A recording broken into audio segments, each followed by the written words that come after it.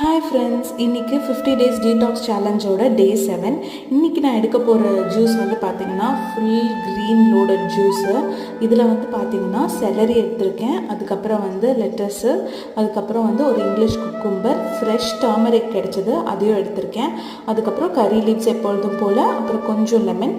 இந்த ஜூஸ் வந்து ஃபுல்லாக க்ரீன்ஸ்னால நம்மளால் ஃபுல்லாக குடிக்கும்போது கொஞ்சம் கசப்பு இருக்கும்.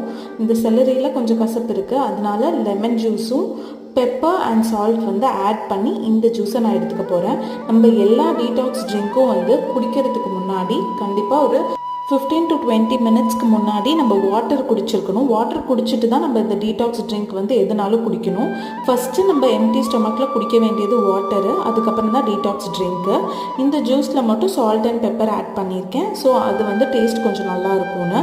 இந்த ஜூஸையும் நீங்கள் ட்ரை பண்ணி பாருங்கள். ரெகுலராக செலரி எடுத்துக்கக்கூடாது, ஒன்ஸ் இன் அ வைல் எடுத்துக்கலாம். தேங்க்யூ.